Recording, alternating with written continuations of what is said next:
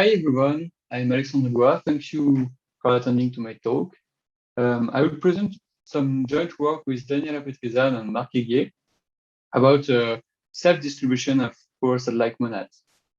So first, I would like to talk a bit about the purpose of this talk, which is modeling computational effects.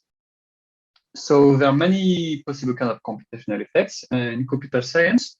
For example, non-deterministic choice, probabilistic choice, the possibility of having exceptions.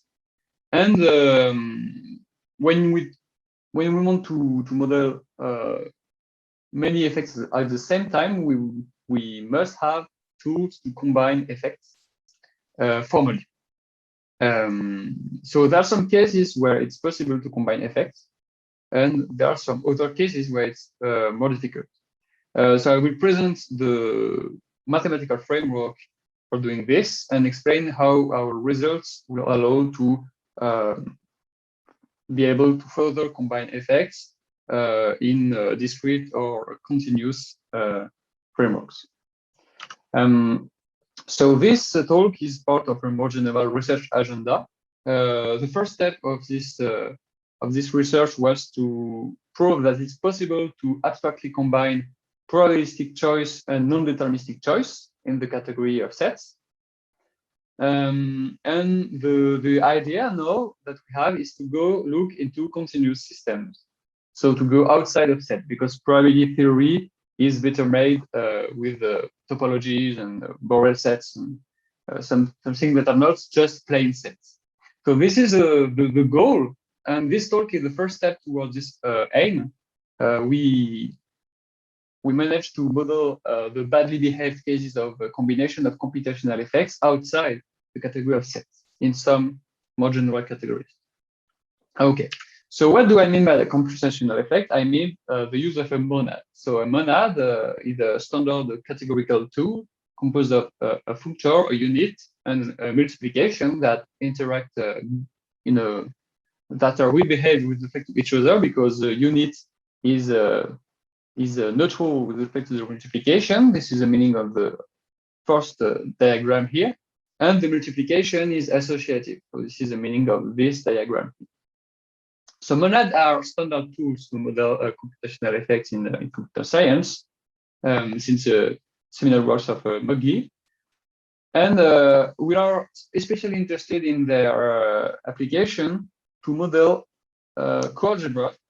So in coalgebra theory, monads are used to model the branching types of state-based systems. So for example, a non-deterministic automaton.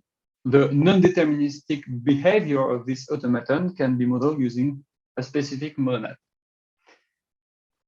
So first, I will present two examples of monad. The first example is really the one I will be focusing on in this talk and on which we focused in the paper. And the second example is more for the culture and for explaining previous work. So the first example is the Powerset monad. The Powerset monad is a standard monadal set tailored to model non-deterministic choice. So the expression of this monad is really simple. So on any set, you will give the set of subsets of this set. And the functorial way of application of this functor is to transform a map into the direct image of this map. And the unit maps an element of a set to a subset, which is just a singleton subset made out of this element. And the multiplication is just taking union of a subset of subsets. So the other monad is a monad called distribution monad, which is modeling probabilistic choice. And the data of this monad are built with standard probability constructs. For example, the functorial part is making push-forward distributions, or the unit is computing direct distribution. So these are two basic examples of monad on sets. The point is, in some cases, we would like to combine monads because we want to combine effects. For example, we would like to be able to model programs that behave both in a non-deterministic way and in a probabilistic way. So a tool to do this is to use distributive laws, because monads do not generally compose, but in the presence of a distributive law, which is a natural transformation commuting both monads, such that this transformation is compatible with all the data structure of the monad. So you have one assumption for every natural transformation involved. When you have this, you can generate a monad structure on the composite functor ST. How? You can define a unit by composing simply the two units of your two monads, but more importantly, the distributive law acts by allowing to define a multiplication, which is a multiplication for the functor ST. Then it has to start from ST and to go into ST. The obvious way to do this is to use the distributive law to swap the T and S here to go into SSTT and then apply the two multiplications of the monad S and T. So this is cool because starting from two computational effects represented by monads, we can get another one represented by another monad. But in some cases, this does not work. In some cases, there is no distributive law. The first historical example of a concrete case where this was an annoying fact is in the work of Varaka. There is no distributive law of the following type, modeling a distribution of the distribution monad over the Powerset monad. And a more recent example is that there is no distributive law from double Powerset to double Powerset. And actually, these are not at all isolated cases, because as you can see, for example, if Michael Schwartz's PhD thesis, there are many more cases where there is no distributive law. And there are actually generic theorems that state that some distributive laws under conditions on the algebraic theories of the monads cannot exist. In the two cases of this slide, actually the results are stronger because there is no monad structure at all possible on the composite functor PP and PED. Okay, in this talk, I will focus on a guiding example, which will be this natural transformation, which is a natural transformation from double Powerset into double Powerset, mapping a subset of subsets into a subset of subsets defined as in the slide. This natural transformation is particularly interesting because it was first, actually, a similar transformation was first wrongly identified as a distributive law in the literature many times. And then when the error was corrected, it was just dismissed as a non-distributive law. It wasn't interesting anymore because it wasn't fitting into the general framework of distributive laws. Actually, it was remarked recently that this is a kind of weakened distributive law. So I will define in the next slide what is a weak distributive law, and this is an example of a weak distributive law. So weak distributive laws originated a few years ago in the work of B5.3 and Lac, and Gerner used them recently to model to prove that there is a distributive law with respect to the ultra-feature monad, whatever. A weak distributive law would just be, as for a distributive law, a natural transformation making the types commute, which is compatible with 3 out of the 4 monad data. So the unit of T is not taken into account. So this gives a more free way to approach a distributive law. And the idea, the general philosophy about weak distributive laws is that they generate a bottommost theory of distributive laws, in the sense that all the construction that can be generally performed using distributive laws cannot be, as such, performed using weak distributive laws, but almost. For example, you cannot get a monad on the composite functor ST, but almost, in the sense that there is a closed functor, which is really resembles the functor ST, And you can get a monad on this pointer using a weak distributive law. I will not give details here, but it allows to combine generically computational effects to get a third computational effect. Okay. So our previous work was that, yes, there is actually a canonical weak distributive laws that is allowing to distribute the probability distribution monad over the Powerset monad. So intuitively, this means that we can combine abstractly probabilistic choice, which is represented by the monad D, and non-deterministic choice, which is represented by the monad P. And this has a number of concrete consequences because all the usual theorems for distributive laws actually have a weak version for weak distributive laws. And so, for example, from this law, we were able to obtain an algebraic theory for the composite monad. We were able to explain the origin of the determinization of probabilistic automata into belief sets transformers. So this is related to the co-algebraic approach where we use the monads to model branching types. And this has also a consequence that we can use directly without any further work. We can use up to techniques for bisimulations with respect to this determinization. Okay, now our question is, what are distributive laws, weak distributive laws outside the category of sets? Because contrary to distributive laws, weak distributive laws have been studied only in a few examples, and all these examples currently live in sets. So in this paper, in this talk, the aim is to find weak distributive laws outside of sets. With in mind the idea that we want to go into a category modeling continuous systems in order to talk about continuous probabilities. The thing is that there are many possible weak distributive laws in any categories. As soon as you have a monad morphism, you have a weak distributive law. So it's not very interesting as such, but there are some specific laws that arise from relational extension. So what do I mean? In set, when you have a law of type Tp over Pt, where T is an arbitrary monad and P is the Powerset monad, these are equivalently, by a standard theorem of the theory of distributive laws, they are equivalent to extensions of the monad T to the classic category of P, which is precisely the category of sets and relations. And under the category of sets and relations, there is an inclusion given by order.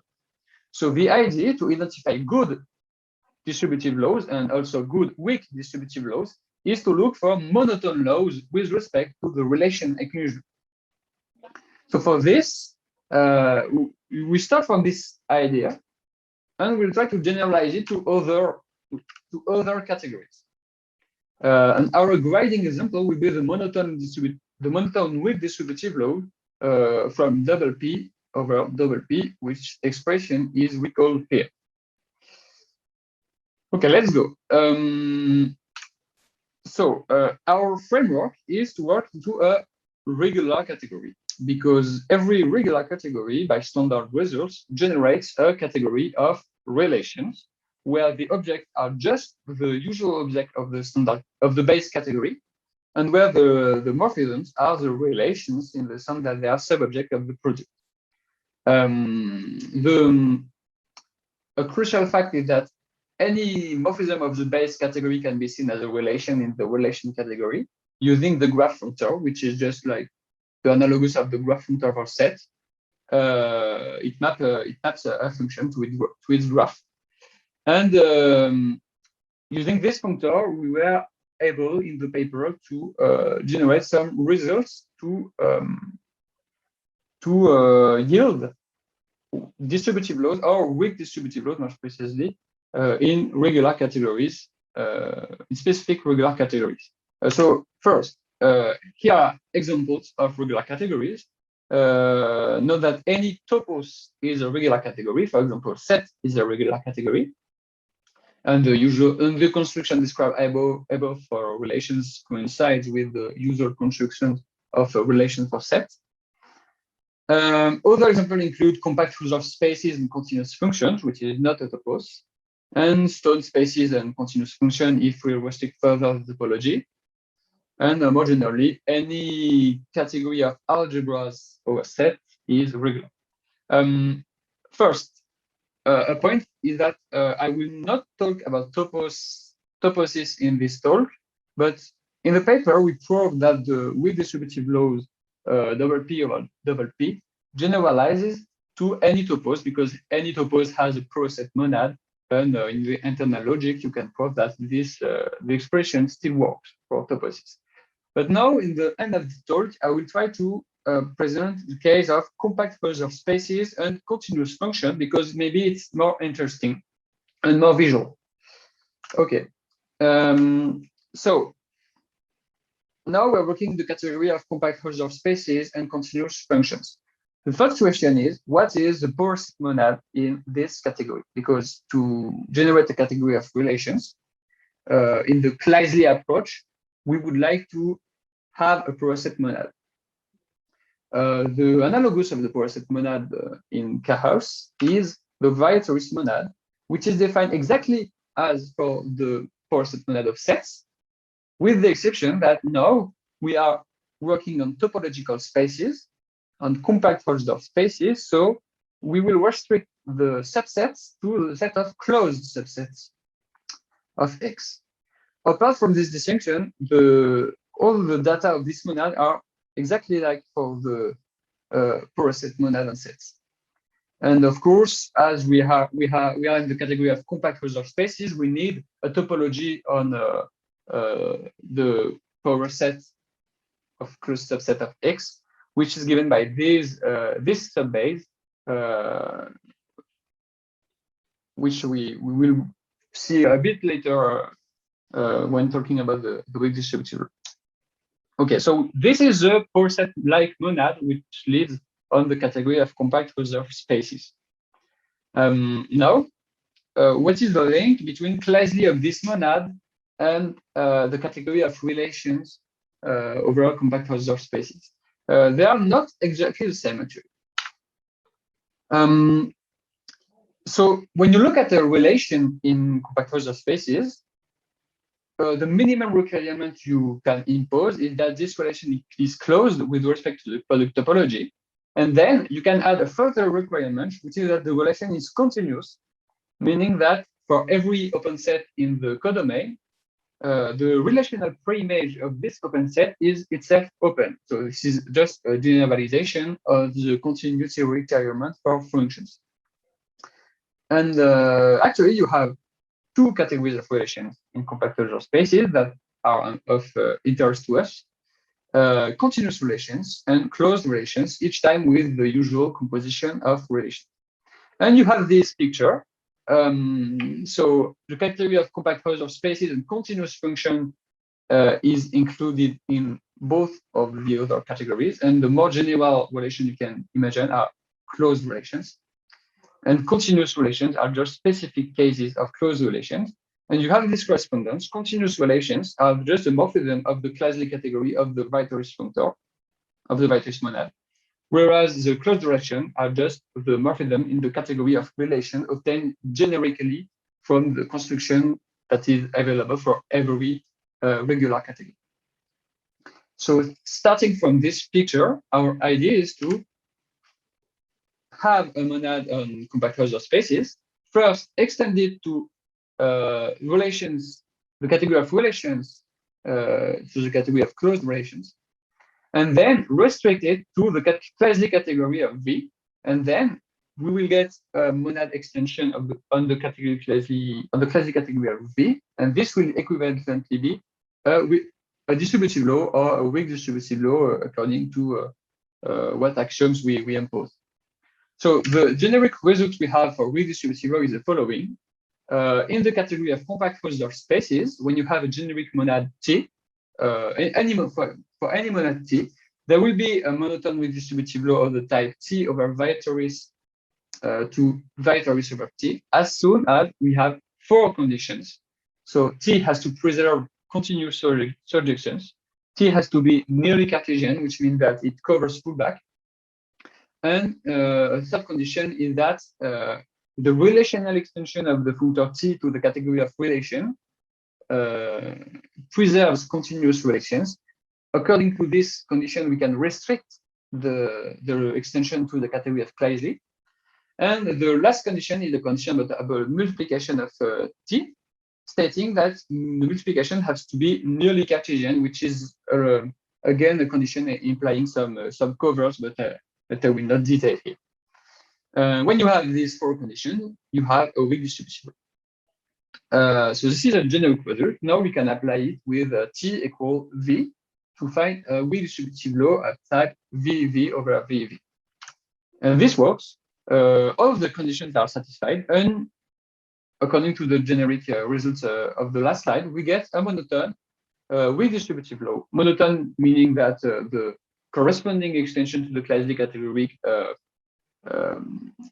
is compatible with inclusions. And it has exactly the same expression as for the weak distributive law PP over PP in sets. In compact closure spaces, we can further express this using the constructors of the viatory subbase. And we say that we achieve an expression which is actually similar to the Nabla operator of modal logic. Yes, a really cool expression. Okay, so as a conclusion, what we did in this paper is to prove generic result from monotone weak distributive laws in compact closure spaces for laws of the type TV over VT, where V is a viatory monad. We also gave a specific example for the monotone weak distributive laws of double viatories over itself. And I didn't talk about this in this talk, but in the paper, you can see that similar results hold in any Toposes. And I talked about compact closure spaces precisely because we have as well results for this, but this is not a topos, so it's more like a side case, but really interesting.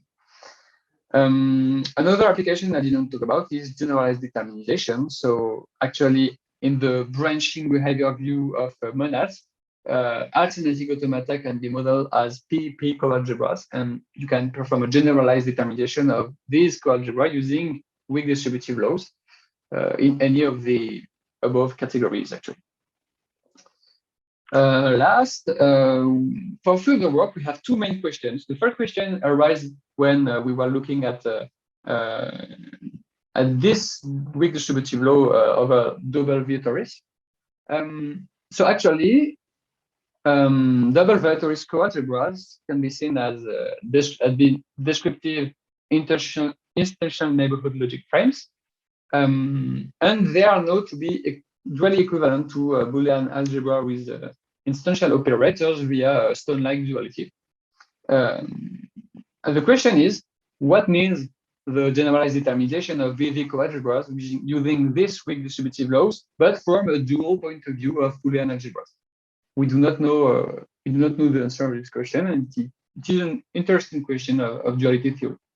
Then, the other main further work we have is to pursue our research agenda and to look for a monotone weak distributive law generalizing the monotone law of type DP over PD.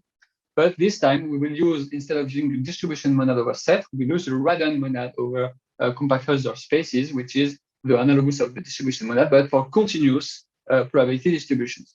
This is actually the reason why we were first studying the category of compact closure spaces and continuous relations and continuous functions, because it has both a Powerset-like monad and a distribution-like monad. What we managed to prove for the moment is that the two first conditions of our theorem work, but we do not know about the two last. This becomes fairly complicated for continuous distributions. So if you are interested or have ideas about these questions, feel free to contact us or to ask questions in discussion. Thank you for your attention. Again, if you have any questions or if you're seeing this on YouTube, you can contact me and we can discuss. Thanks.